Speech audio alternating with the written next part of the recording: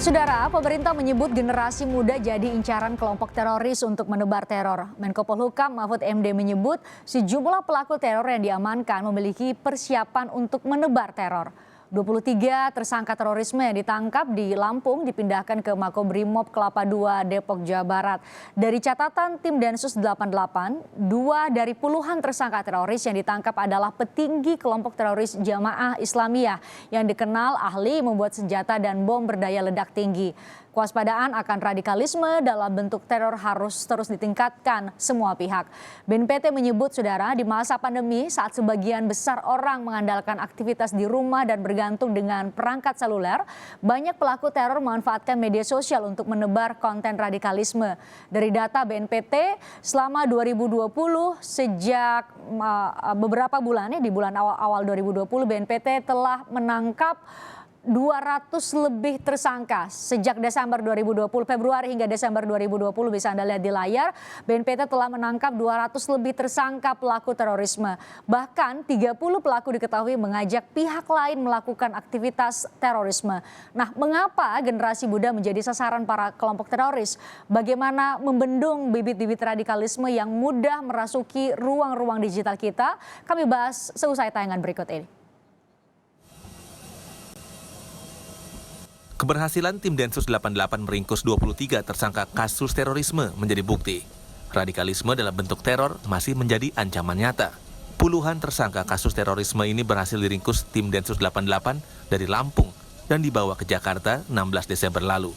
2 di antara tersangka adalah petinggi teroris Jamaah Islamiyah, Zulkarnain, dan Taufik Bulaga alias Upik Lawanga yang menjadi otak sejumlah serangan teror bom di tanah air, termasuk bom Bali 1. Densus 88 menangkap 23 tersangka teroris jaringan Jamaah Islamiyah JI di Lampung. Dari 23 tersangka yang diamankan, ada 2 tersangka yang merupakan DPU Polri. Yang pertama adalah Zulkarnain yang merupakan DPO selama 18 tahun. Kemudian satu lagi Upik Lawanga. Kami jelaskan, Upik Lawanga merupakan anggota JI yang mempunyai keahlian dalam pembuatan senjata dan pembuatan bom. Polda Lampung dan Mabes Polri bahkan berhasil membongkar bunker yang diduga digunakan tersangka terorisme Upik Lawanga untuk memproduksi senjata api. Saudara, ini merupakan bunker yang dibuat oleh Taufik Lawang atau Taufik Bulaga. Ini ukurannya 1 meter dan juga kedalamnya kita lihat ini dalam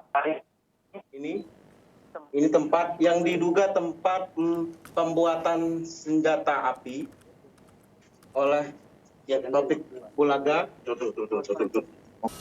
23 tahanan kasus terorisme titipan dari Makobrimob Polda Lampung lantas dibawa ke Makobrimob Kelapa II, Depok, Jawa Barat.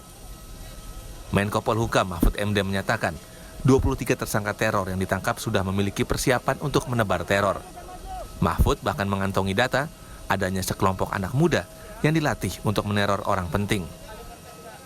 Mendapat informasi ada sekelompok anak-anak muda yang dilatih di suatu tempat khusus untuk menteror VVIP.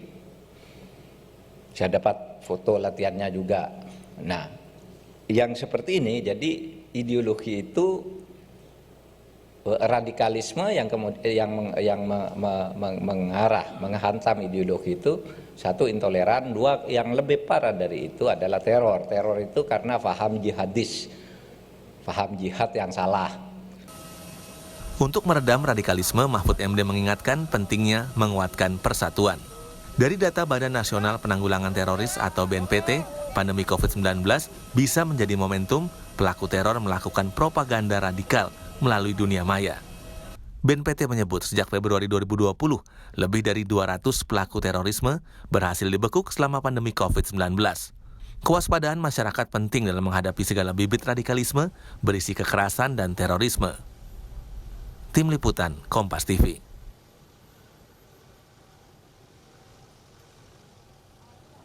Menko Polhukam Mahfud MD mengaku mendapat informasi pergerakan teroris muda yang sengaja dilatih untuk menebar teror. Seberapa akurat informasi ini? Mengapa anak-anak muda bisa dengan mudah terpengaruh oleh paham radikal seperti ini? Kita akan membahasnya bersama Direktur Penegakan Hukum Badan Nasional Penanggulangan Terorisme (BNPT) Brigjen Edi Hartono dan peneliti terorisme Universitas Indonesia Stanislaus Rianta. Selamat malam Brigjen Edi, Pak Rianta. Selamat malam, Mbak. Selamat malam, Mbak.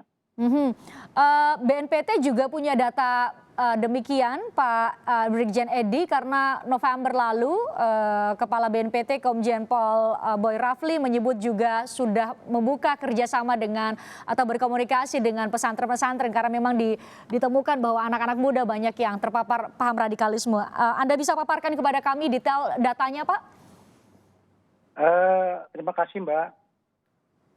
Memang di era globalisasi ini, Mbak, dan di mana perkembangan informasi teknologi cukup pesat, sehingga ini dimanfaatkan oleh organisasi terorisme untuk melakukan baik itu propaganda maupun melakukan rekrutmen. Ya. Jadi perlu diinformasikan bahwa ada strategi yang digunakan oleh mereka, yaitu yang pertama adalah takminul jamaah, di mana mereka merekrut dan membangun jamaahnya, ya, baik itu dari kalangan generasi muda dan generasi masyarakat yang memang berpotensi atau potensial dijadikan jamaahnya. Ya. Memang generasi muda ini adalah sasaran yang paling diutamakan, ya, karena mereka masih mempunyai tenaga dan pikiran yang kuat, sehingga itu yang menjadi sasaran utama untuk strategi takminul jamaah tadi. Kemudian yang kedua adalah takminul kuwah. Takminul kuwah itu adalah membangun markas dan melakukan idat, ya, pelatihan atau menyiapkan generasi-generasi jamaah ini untuk melakukan pelatihan-pelatihan, ya, seperti pelatihan militer, ya, pelatihan fisik, ya.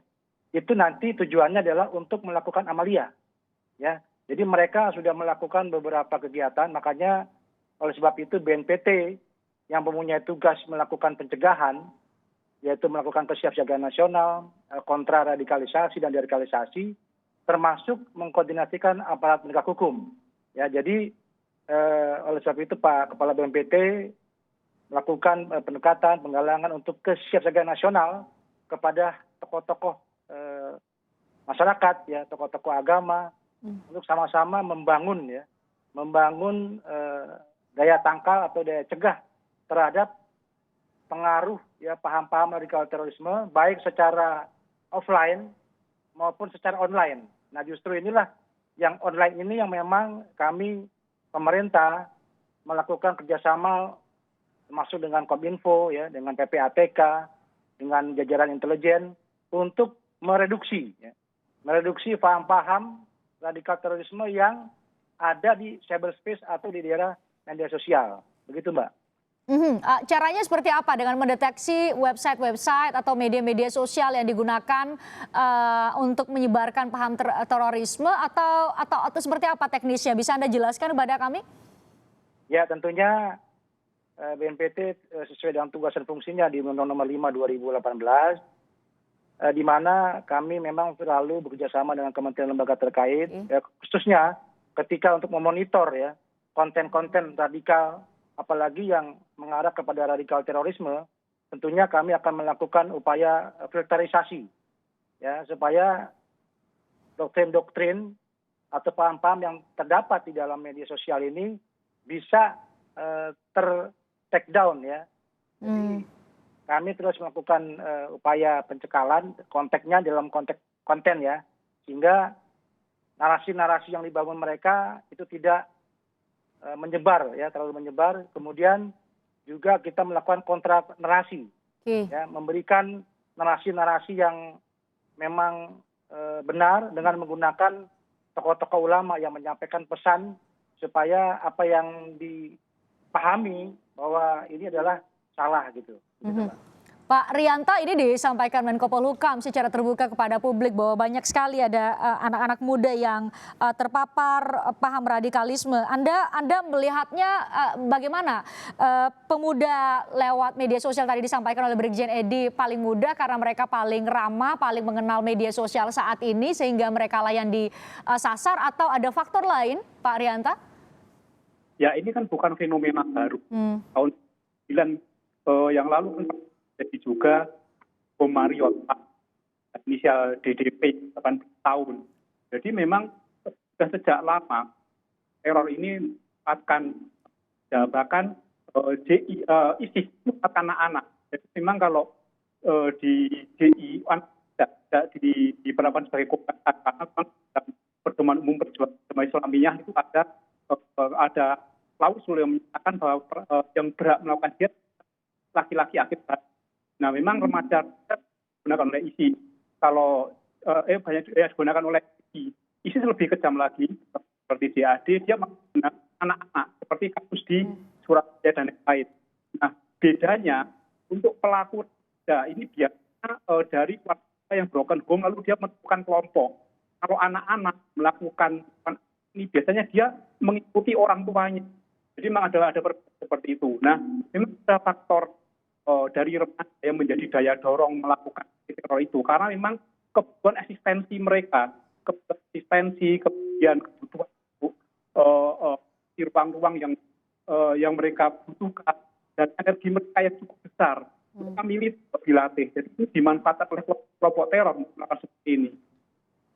Baik, Pak Rianta, saya tidak bisa mendengar suara Anda dengan baik. Semoga kita setelah jeda akan bisa memperbaiki sambungan audio kita sehingga pemirsa bisa dengan jelas mendengarkan penjelasan dari Anda. Kita jeda sejenak, saudara. Sampai Indonesia Malam akan segera kembali untuk Anda.